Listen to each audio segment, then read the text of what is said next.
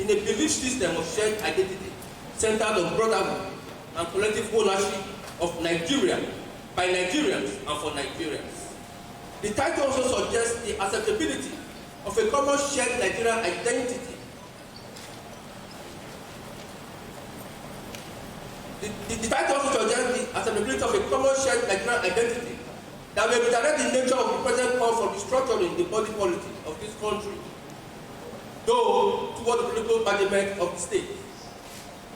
I will use some aspects of the Eastern European historical experiences as a prism from which to demonstrate that through historical consciousness and shared identity, different ethnic nationalities can coexist and transform to a compact and united political unit under a visionary and pragmatic leadership.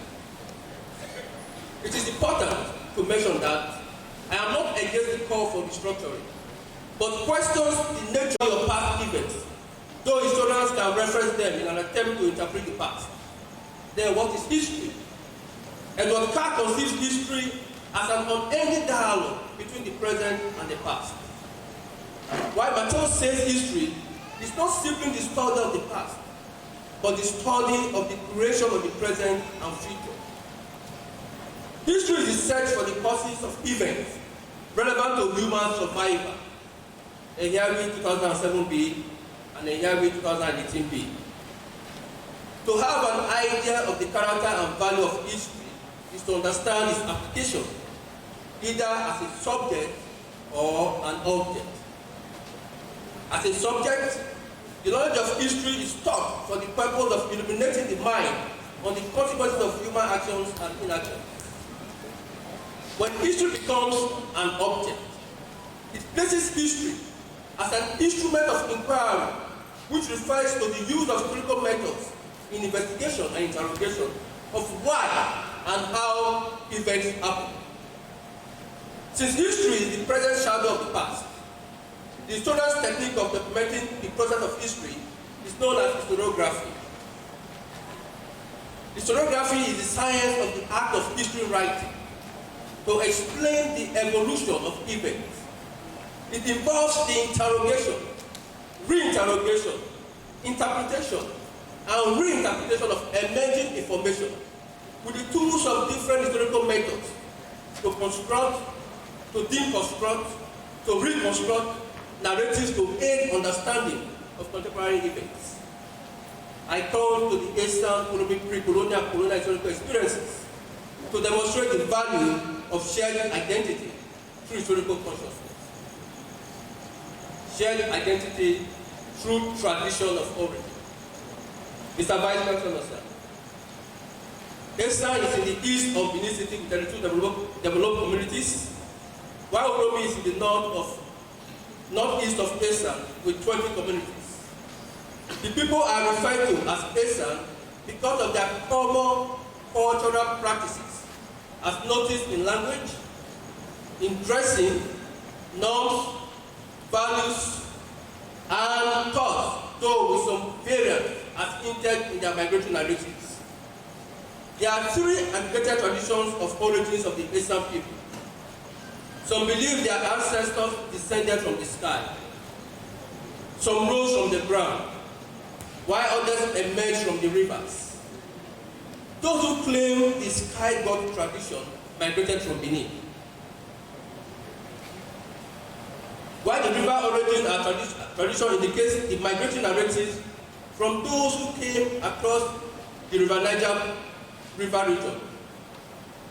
While OSB Omorege emphasized the Niger-Benue region as the primary source of Eastern migration, he argues that the Eastern people are descendants from a common ancestor named Idu, and finally settled at Inaugural. From there, they dispersed to Uromi and other parts of Eastern land. There are two interrelated historical lessons the Eastern tradition of origins wants us to know. One, the convergence of people from different places coming to settle and coexist in the Eastern region. This will mean that the peoples in the present Eastern region are not originally from a single cultural environment. Yet, they form a similar cultural identity in language, dressing, norms, and traditional value. Ehiabhi and Ehiabhi 2012A and Ehiabhi 2014C. 2. The migratory history of the Esan people has been used to weave an integrative historical consciousness of oneness in a belief system and shared identity that all Esans share a brotherhood, despite their migratory narratives and pre-colonial war. Ehiabhi 2011A. Shared identity for self and state preservation. When a state is safe, it guarantees secured welfare for citizens. The understanding that a safe state benefits all can also be used to develop a model of shared identity. The need for safety compelled several independent political units in the Uromi region to amalgamate into 3 military subgroups. Those subgroups later transformed to a 3-pronged military federal state under the command of warlords.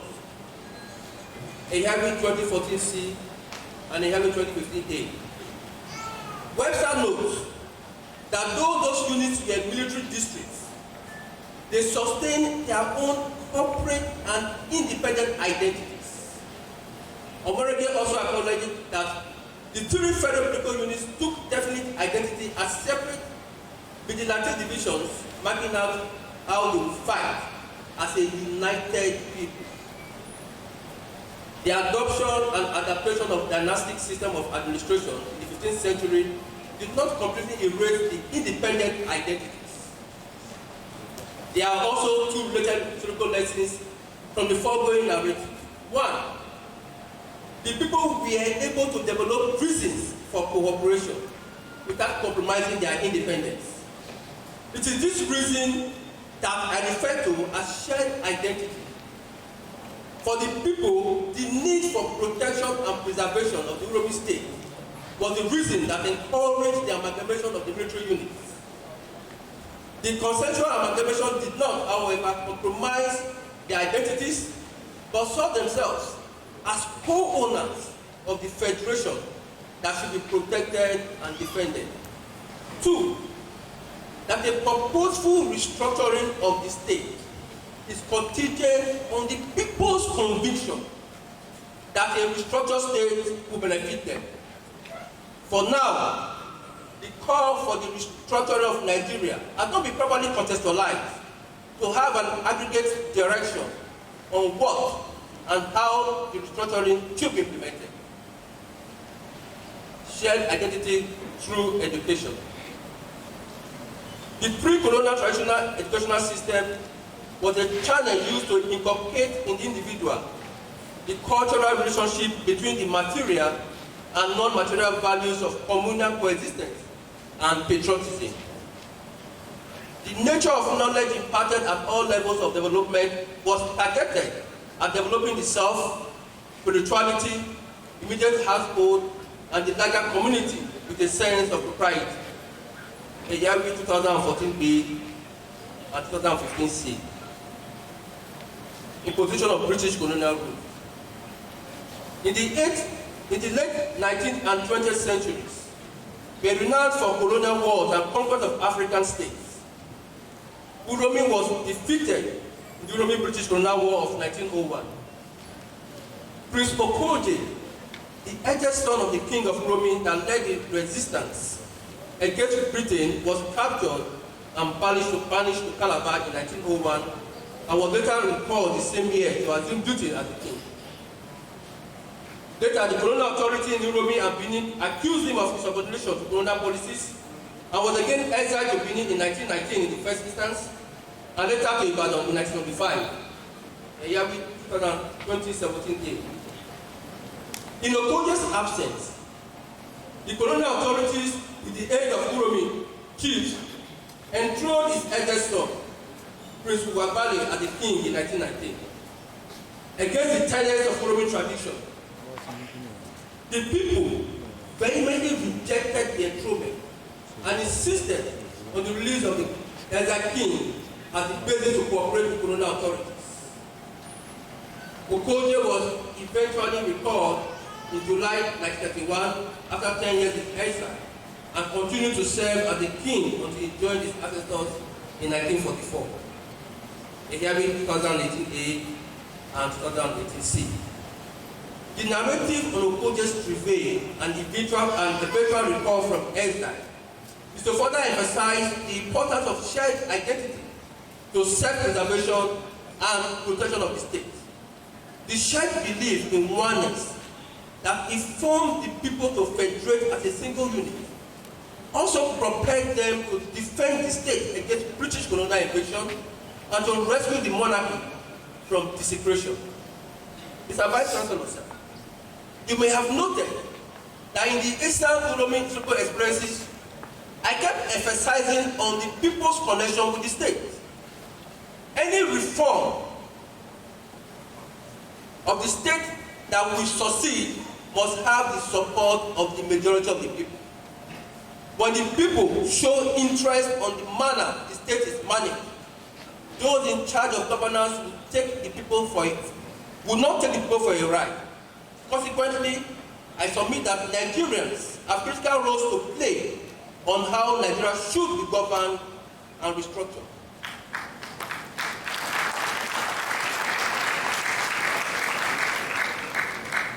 The implication of imposition of British colonial rule as noted in the Roman situation fundamentally fractured pre-existing social structure and embedded in the shared identity. Colonial rule created a self-centered attitude based on shared interest as opposed to pre-colonial shared identity.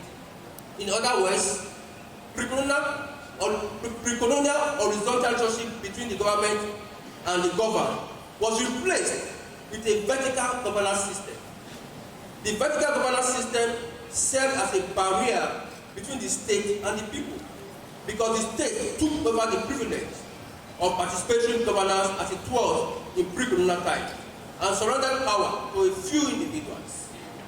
The current call to restructure Nigeria is a consequence of the inability of the post-colonial Nigerian state to politically develop a model for inclusive integration.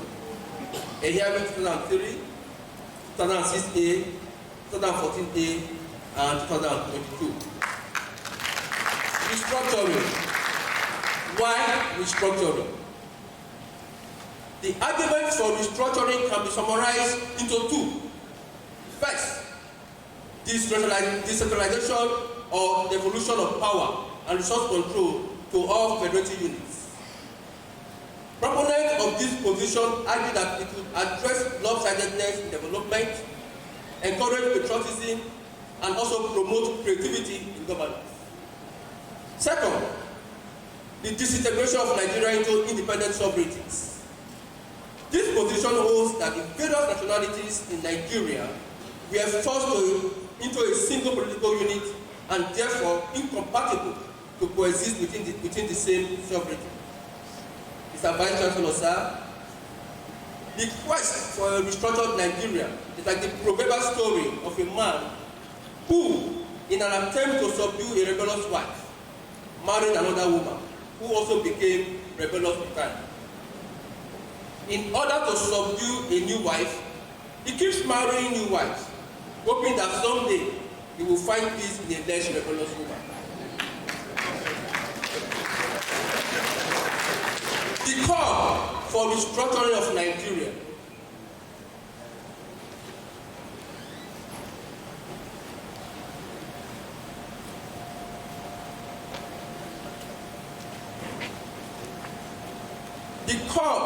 of Nigeria has a long history. It began with the incorporation, the division of Nigeria into three protectorates of the Northern, Southern, and Lagos. And by 1906, Lagos was incorporated into the Southern Protectorate, thus having two protectorates of Southern and Northern Protectorate in 1914. And by 1914, these two protectorates were amalgamated into one. The various constitutional reviews of 1922, 1946, 1951, 1954, and 1957 were also part of the restructuring to promote inclusiveness and reduce marginalization. Eventually, Nigeria gave birth to a regional triplets and not independent sovereignties in 1960. By 1963, through a referendum, Nigeria was further restructured and became a four-region political state with the creation of the Midwestern region. Further agitation for restructuring led to the dismantling of the regional system in 1966 with the Nigerian Civil War that happened between 1967 and 1970. And the war could not disintegrate Nigeria, rather it contributed to further restructuring of the country with the emplacement of 36 states between 1967 and 1969. With all these attempts, the national question remains: why is there still agitation for restructuring, especially during national elections? Two reasons can be adduced to answer the question. First, struggle to control the post-colonial political state provides the excuse for the false impression that Nigerians are not interrelated in several ways. Nigerians are still connected as they were in pre-colonial times because colonial rule could not completely erase that shared identity but only fractured it. The June 12, 1993 presidential election, for me, represents a classic indicator that Nigerians can be united under a pragmatic leadership, as demonstrated by the leaders of the various civil society organizations in their anti-military campaign. Second, which flows from the first, is that Nigerian politicians continued with the colonial style of divide and rule practice by using tribalism and religion to polarize gullible Nigerians for selfish political capital. There's nothing wrong with being tribal. We are from tribes. But what is wrong with tribalism is that it places the tribe above other considerations, undermines merit for majority, promotes the unfit over the capital, and weaponizes primordial sentiments above facts and reason. Tribalism is but a weapon in the hands of the political ruling class and retrogressive elements to manipulate the people for their selfish struggle for political power. Nigerian politics and power. Let me emphasize that Nigerian political system is extremely volatile and predatory because of the struggle for political power. National elections are theater of war. Votes do not count. Nigerian political class is not interested in those who cast the vote. They are only concerned about those who officially count and announce their vested votes. And finally, those who seal the declared vote to the helplessness of majority of Nigerians. It is difficult to define power, but what is important about power is how it is used. John Acton is credited with the popular saying, "Power corrupts." Absolute power corrupts absolutely. Great men are almost always bad men. End of quote. Acton's assertion over the centuries have defined scholars' view on political power construct. As apt as Acton's insight, I argue that power does not corrupt. Neither does it have the capacity to corrupt absolutely, because power is an abstract and not a substance that can be ingested, seen, felt, or experienced through any of the human sense organs. Power lacks emotion or intention. It is dead in selfishness, greed, wickedness, bad, good, or evil, and it is colorless. Power on its own is powerless and useless. It is the corrupt person that corrupts power, because a good-nurtured person, when entrusted with power, may likely use it to serve humanity.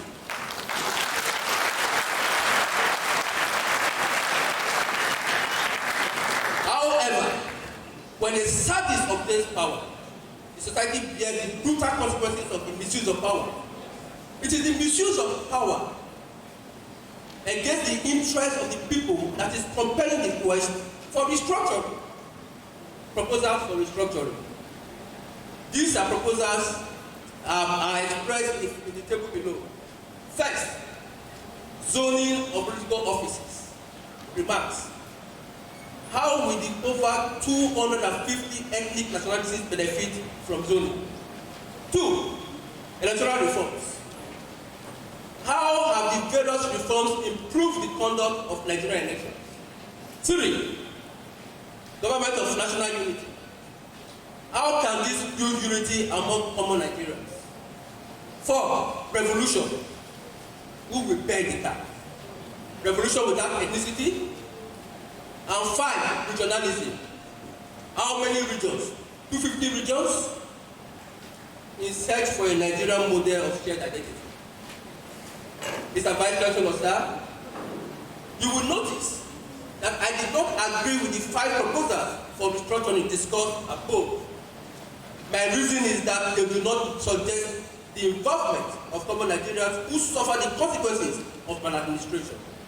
I am convinced that the present political structure of Nigeria may not be easy to dismantle because of the high degree of internal cohesion among common Nigerians.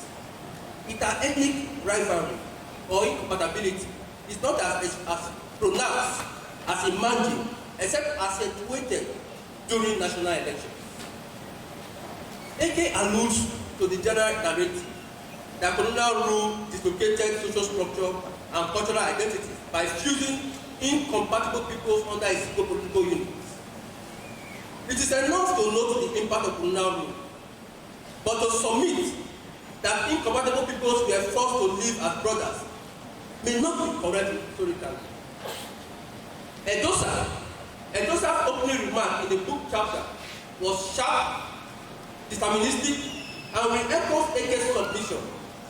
Edosa posited, and I quote, Nigeria is a greatly divided country. This division is accompanied with serious suspicion, distrust, discrimination, and antagonism among its diverse people. Such narratives convey the impression that Nigerian cultures and peoples are at war, which of course is not accurate, but have become so persistent that they are taken to be correct. Our everyday interaction with Nigerians of diverse cultures in the market square, prayer centers, social gatherings, and other informal congregations hardly present hostility in conversations and essences, except on matters of religion, tribe, and politics. In order to test the validity of Nigerian divisiveness, I asked the Meta Water Artificial Intelligence to respond in terms of percentage how united we are Nigerians. This is the response that I got. That is an interesting question. Measuring unity is a complex task as it encompasses various aspects like social, political, economic, and cultural cohesion. Nigeria is a diverse country with over 250 ethnic groups, more than 500 languages, and a population of over 200 million people. While this diversity can foster richness and strength, it also presents challenges to unity. According to a 2020 survey by the Pew Research Center, 71% of Nigerians believe that their country is divided. However, the same survey found out that 65% of Nigerians also feel that their nationality is the most important aspect of their identity. Other indicators, such as the country's ability to hold peaceful elections, maintain democratic government, and celebrate cultural events together, suggest a level of unity. Considering these factors, I would estimate that Nigeria's sense of unity is around 60 to 70%. Keep in mind that unity is a dynamic concept that can evolve over time, influenced by various factors like leadership, policies, and societal efforts to bring divides. Nigerians only believe that they are divided, but they are not fast to support such beliefs. However, the above statistics justifies my earlier claim that Nigerians are not as divided as imagined. A country with 250 ethnic nationalities, over 500 languages, with a population of over 200 million, and we are still at relative peace, then how do we define unity?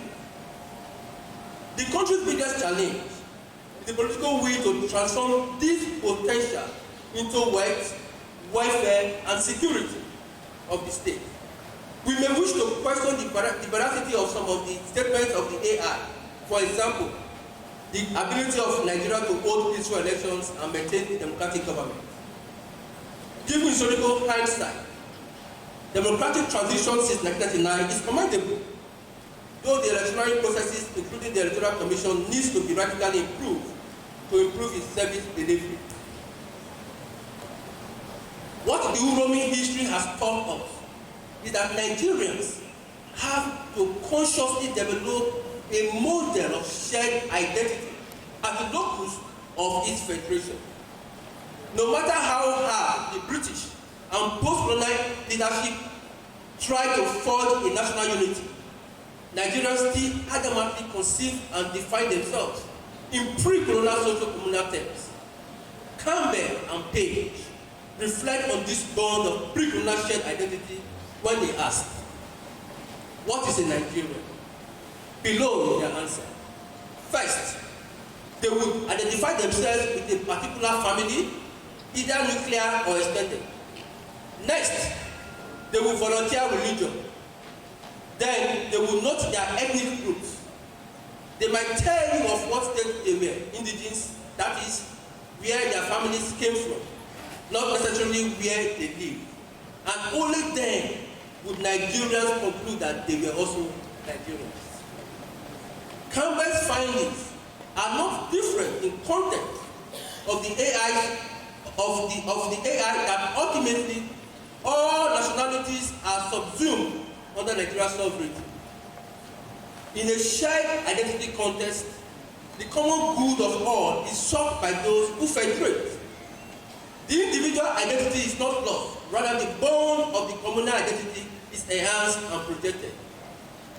Mr. Vice Chancellor, sir, my diagnosis so far on the quest for a restructured Nigeria has been pointed to a reality, which is that there is no problem with the structure of Nigeria, but with the political leadership. Nigeria is suffering from acute leadership deficiency syndrome, AAUA.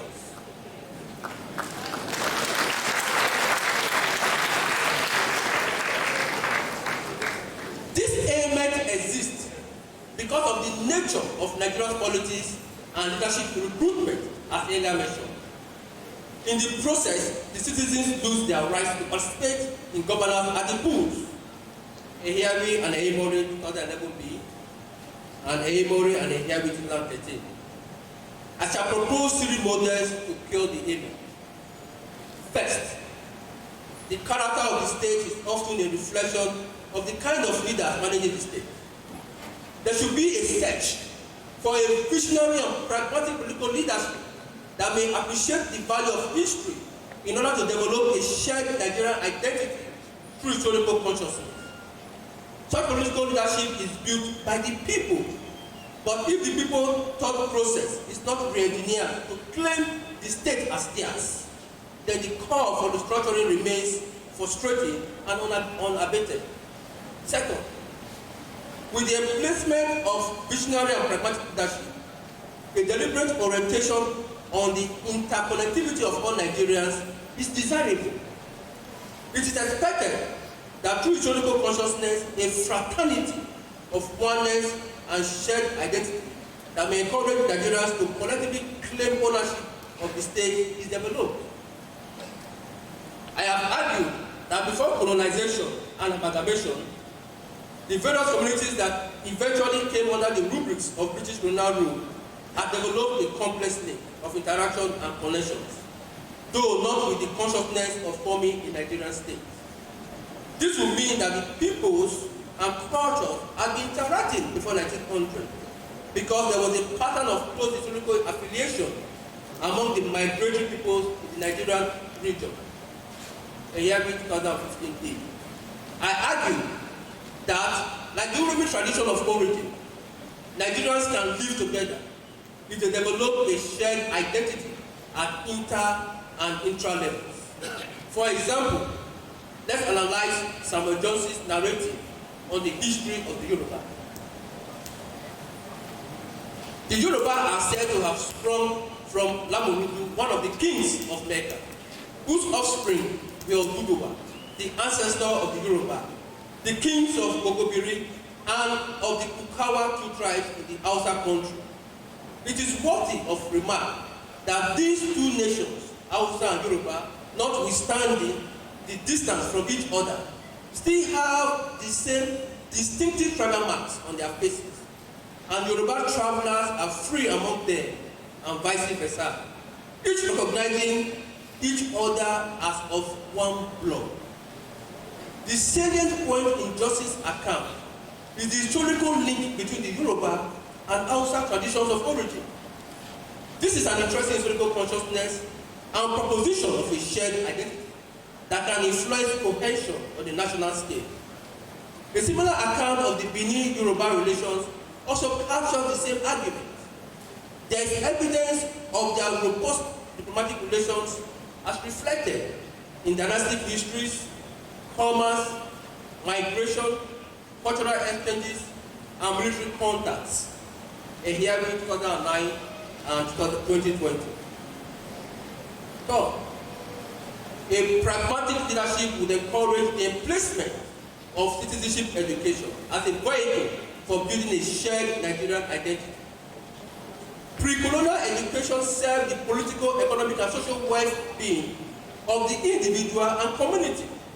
On a priority scale, commitment to the community was prided over the individual success and accomplishment, as ably portrayed in the European pre-colonial communal educational system, Ehiabhi 2014b and 2015c.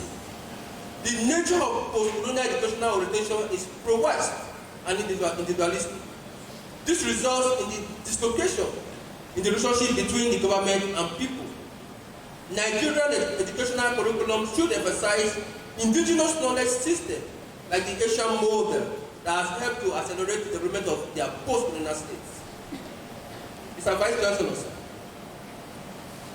it is the leadership failure that has brought Nigerians to the point of agitation for restructuring, and not the falsely created construct of ethnic incompatibility.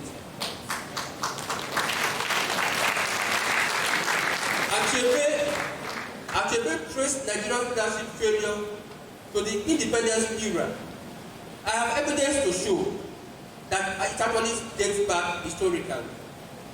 The pattern I have been drawing is to deconstruct the perspective of Sir Ahmadu Bello that the 1940 amalgamation was a mistake, and if not corrected, would lead to severe consequences. Or Bafemi Awolowo's perspective that Nigerians never had a shared identity but only lived in an empty space in geographical expression. Or Ojuku's intention to secede from Nigeria because he didn't share the Nigerian identity. These political narratives have remained as a reference point for disintegration of Nigeria along ethnic lines. It is for these reasons that I am arguing for a restructuring that will connect the state and the people. I therefore make the following suggestions. 1. Ethnic agitation and discordant expression should not be treated as phenomenon by the Nigerian state. Rather, it should be understood as pointers to distress, dissatisfaction, and apprehension of government policies. Government policies and actions should be seen to represent equal interests of the federative units.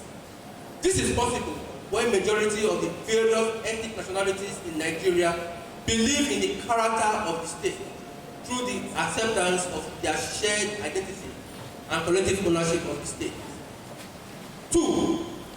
There is the urgent need for constitutional empowerment of recognized traditional institutions because they are the custodians of our historical consciousness and shared identity that define our post-colonial relations. 3. The teaching of national integrative history should be made compulsory at all levels of education in order to build from the early stage the mentality of commonly shared identity.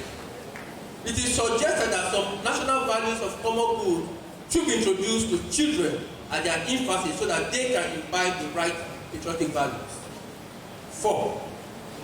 Restructuring without historical consciousness is futile. Therefore, the National Orientation Agency should focus on sustained advocacy on cultural points of convergence as a people through historical narratives. 5. Political commentaries should emphasize the narrative of a divided Nigeria, as there are copious accounts to establish a tie of brotherhood among the federated units. And 6.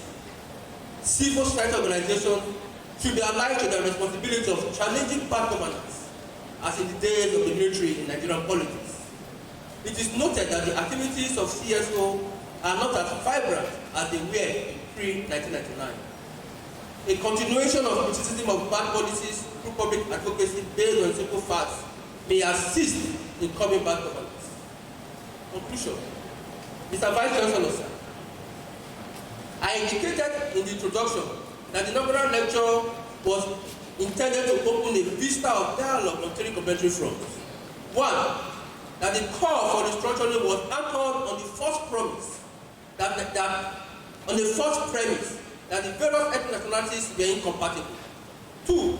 That Nigerians were more united than expressed and no possibility of disintegration.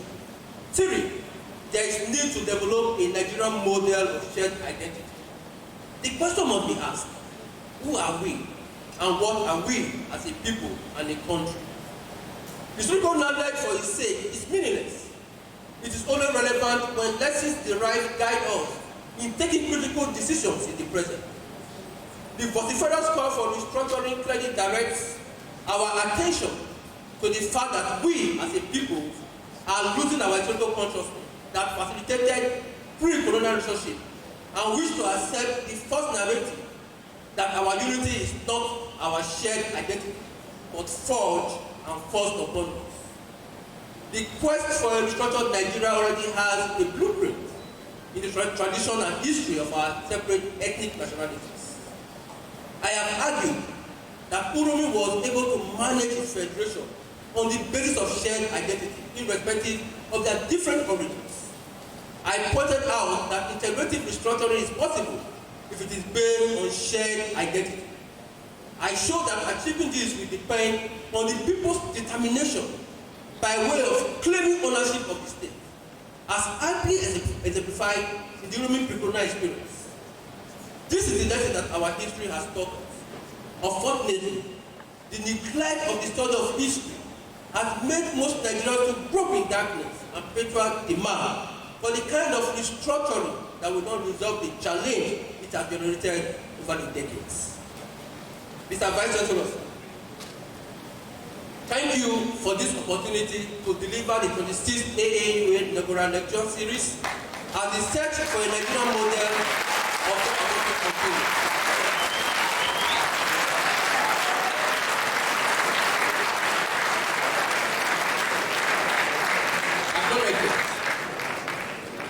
Mr. Vice Chancellor, sir, I have all reasons to thank God Almighty for my yesterday, today, and tomorrow.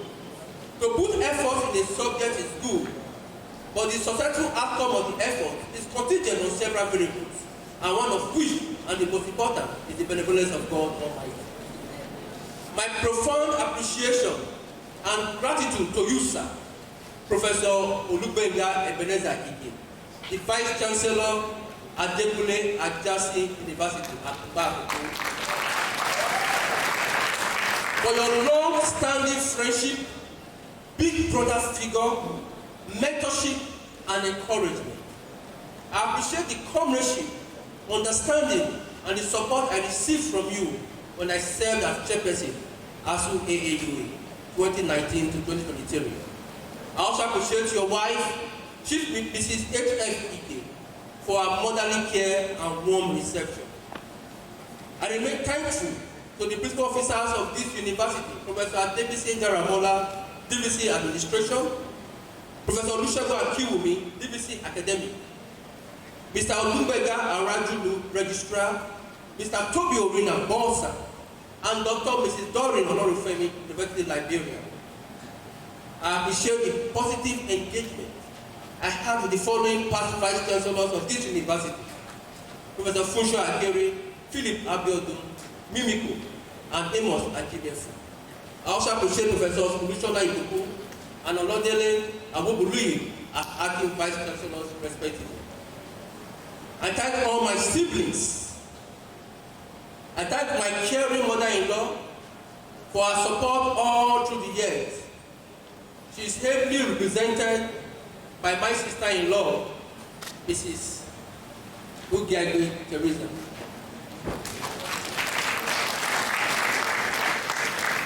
I thank all my teachers and friends in the Department of History and International Studies, University of Benin City. I must recognize Professor Ehiabhi, my amiable PhD supervisor, and Professor Ehiabhi, who shaped my career interest in history. I appreciate all my reverend fathers and members of the Catholic Church, represented by my parish priest, Reverend Donald Fademu of St. Clara's Parish, and Father Martis Alade of St. John's the Baptist Catholic Church, I appreciate the past and present leadership of our great union at the national, zonal, and branch levels. Thanks to our national president, Comrade Victor Sedeke, zonal coordinator, Comrade Mondi Gafen, and my comrade branch chairperson, Boluwaji Oshu. I thank all teaching and non-teaching members of the Faculty of Arts under the able leadership of my dean, Professor Uriel of Rementa. I use my capacity HOD, Dr. Sunday.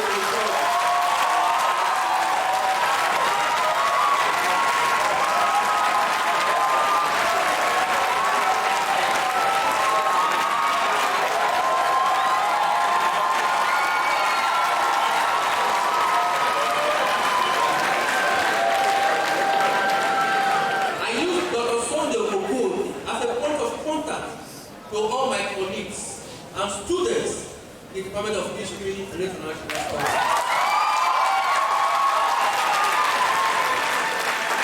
I acknowledge the invaluable contributions of the following persons to the success of this lecture: Professors Olukoya Ogen, Victor Edo, Olukoya Adesoka, Antonio Korua, Enforcer of Senegal, Cyril Emodi, Dan Chuku, Puyi Usmanele, Percy Akinawo, Sam Akalino, Francis Gore, Bolale Ogunbamila, Percy Ngoy, Dr. Zumubeka Okes Samuel, Dr. Olusegun Owolewa, Dr. Chief Joseph Ewoyi, my uncle who is the chief and president here, and Dr. Isaac Kiwu. Thanks to Mrs. Bolati Ajayi, my neighbors at Araromi. I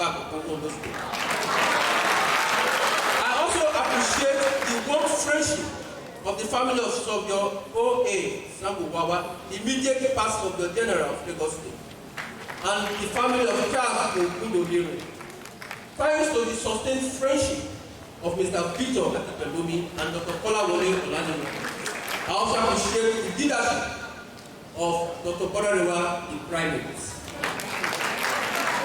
I recognize the effort of the staff of Center for Entrepreneurship Development, CED, at Dekule Ajasi University. Words cannot express my profound gratitude to the family of Professor and Mrs. Benson Uhiyo Ikon. I thank you for your sincerity in friendship, and I appreciate your every moment of critical intervention in my family. God alone shall reward you and yours in Jesus' name. Amen. I did not take for granted the support and understanding of Dr. Boluwadi Oshodu, chairperson of AAUA. I appreciate our friendship built on openness and frankness. I equally appreciate your wife, Mrs. Oshodu, for tolerating our daily late night conversations. I appreciate all my past and present students.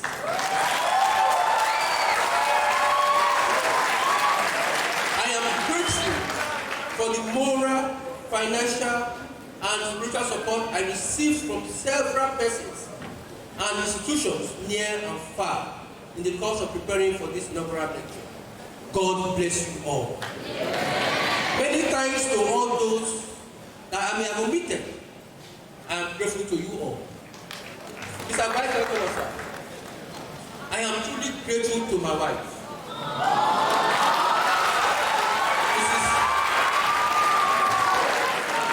Mrs. Maria Odion Ehiabhi. She is my friend and a pious woman. I appreciate our love, care, support, prayers, calmness, understanding, and patience over the world. I am indeed blessed to have her as a wife. Children come from the Lord, and I give God the glory for blessing our home with angels in form of children. They are a bundle of joy and reminder of the challenge of parenting. I appreciate and honor our children, Emmanuel, Victoria, and Vico.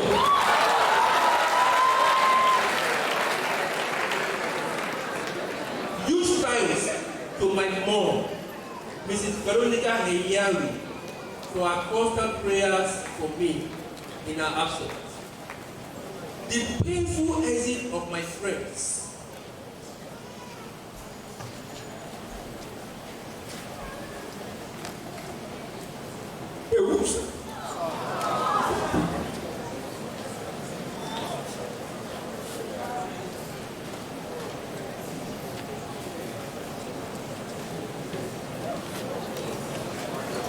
The painful exit of my friends, the Woods,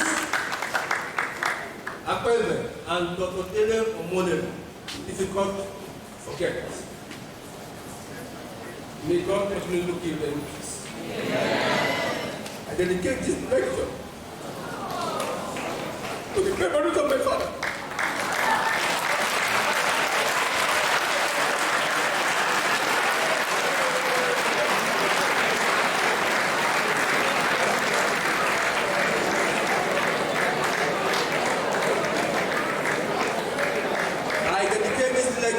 To the memories of my father, Mr. Peter Abralon Ehiabhi, and my younger sister, Bridget. May their souls rest in peace. Thank you.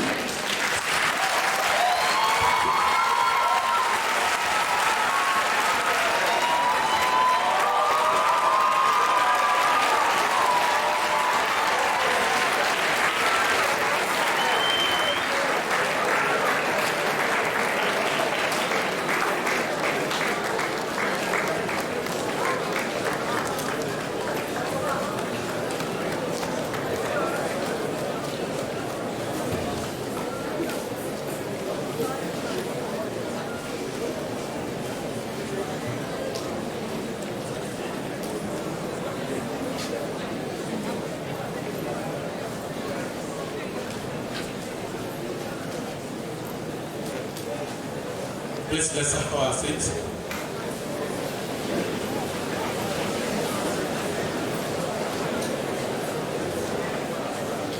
You have just listened to the 26th inaugural lecture of this university, which was just delivered by Professor Simon Ehiabhi. Please, let's put our hands together for him once again.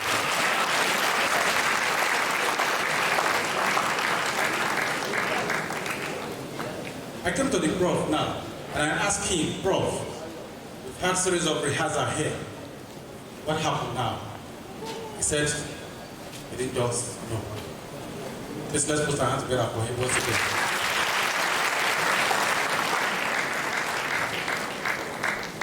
Let me invite to the microphone Mr. Vice Chancellor of this university as to give his closing remarks.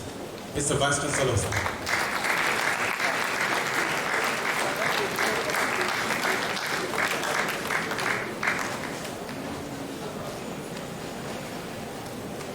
Thank you. Start your seat. Ladies and gentlemen, we have listened to the 26th inaugural lecture of this university. And thank God for today.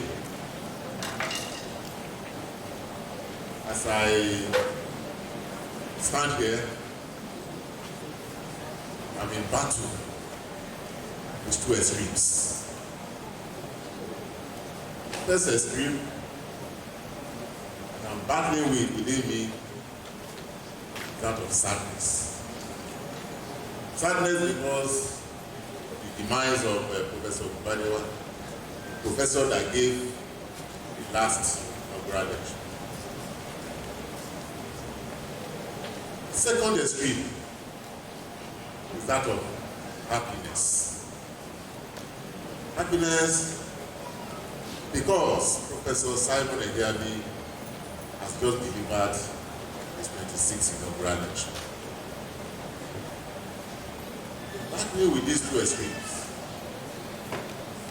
But like I said in my initial remarks, God said in all things, let's continue to give thanks.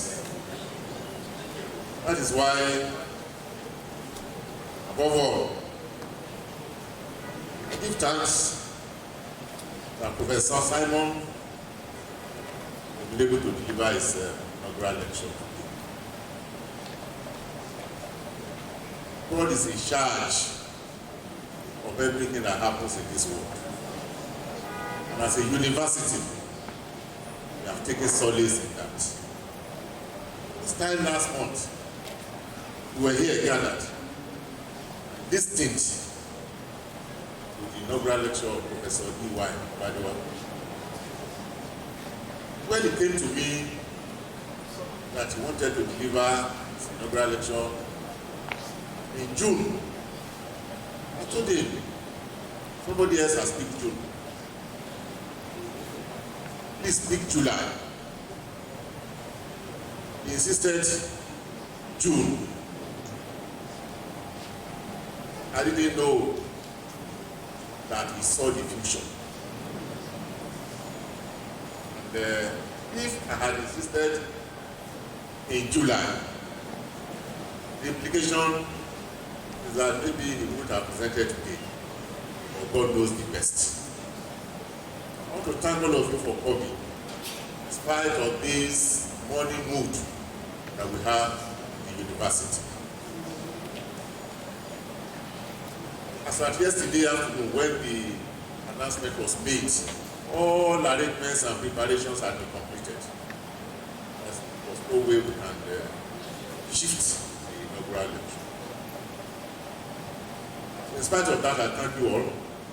Thank the KBC, Isaac Sunday, Odion, the Alale of Bakoko, for still finding time to be with us today.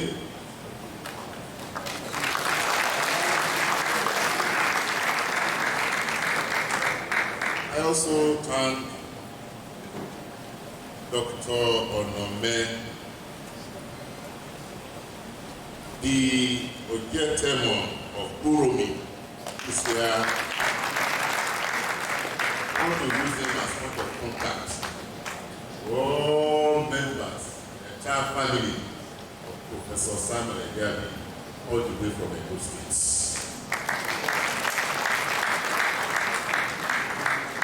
Professor Lemuel Odion, member of Council, Historical Society of Nigeria, representing the President Historical Society.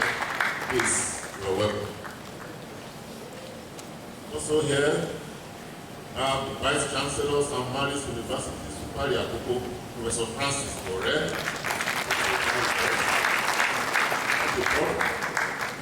You have not forgotten that you are one of us. You are always here with us. Thank you. Professor Tokola Obami, Tier, who is Professor of Federal University of Technology. And the following Reverend Father Ezekiel Ibikule, Reverend Father Martin Kalani, Reverend Father Francis Bade, Chief Ebenezer Udi Bedi, is also there with us. All distinguished professors, particularly Professor Mrs. MC Adibawale, former Deputy Vice Chancellor, Professor Ehiabhi, former Deputy Vice Chancellor, all other directors and distinguished professors here are also our parents. Let me also recognize my wife, also here. Simon Olga, Chief Mrs. You are recognized. Come. Finally, the friend of Simon, Mrs. Maria Ehiabhi. And the children, Manuela, Manuel, Victoria, Victor, you are all welcome and appreciated. I have been part of this family for a very, very long time. Actual fact, my path and that of Simon crossed in 2002 when I was contesting for the position of chairman of academic staff group. 2002. I met him and his friend, Odion, who is also a professor of history now. They are small office, very close to the current CBT sector. I told the two of them, contesting for the position of academic staff, university's chairman. They didn't know me, but they just came in. And I've never met them. But the two of them appeared to me to be progressive young individual. After our interaction, they told me categorically, sir, even if there is one or two other people contesting, we are going to support you. Since that day, Simon has been my supporter.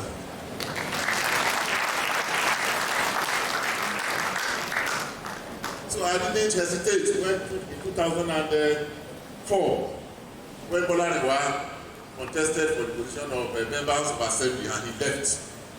I then recommended Simon as the secretary of ASU, and he became the secretary of ASU between 2004 and 2006. And we have been friends since then. As a friend, Simon is a bundle of loyalty.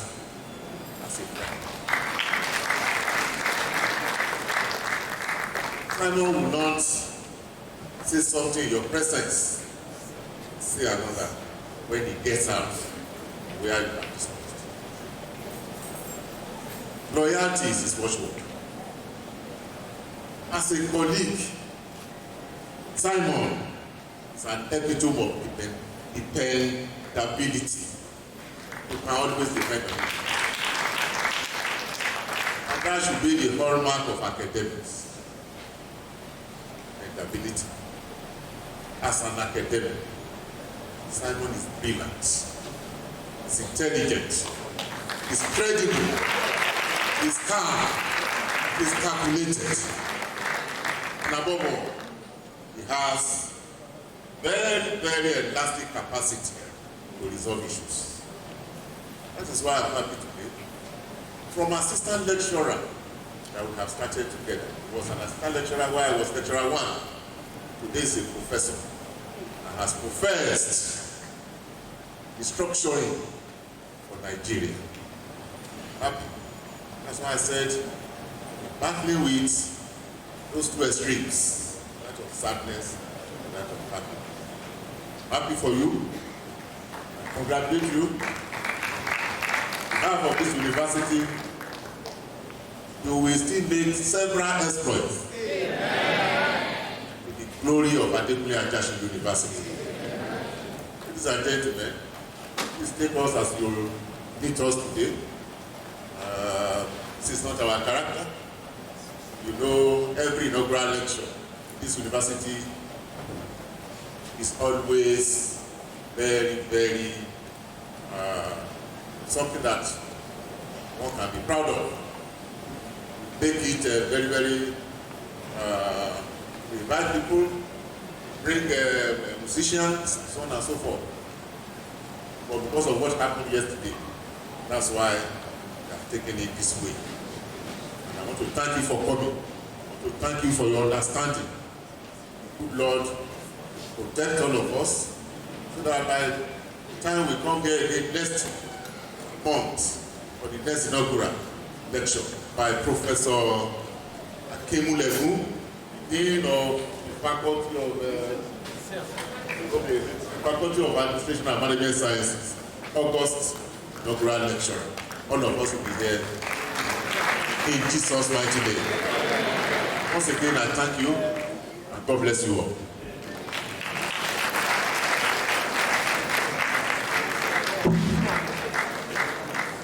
Thank you very much, Mr. Vice Chancellor. Please, I have this following announcement to make entertainment of guests who come up at the Students' Affairs Unit.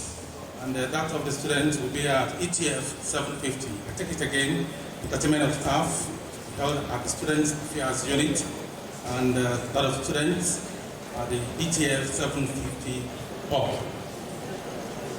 Ladies and gentlemen, we have come to the end of this program, the 26th inaugural lecture of Adekunle Ajasin University. Let us now all rise as we take AAUA anthem, the national anthem, and thereafter the Vice Chancellor procession will leave the hall in reverse order. Please, don't go yet.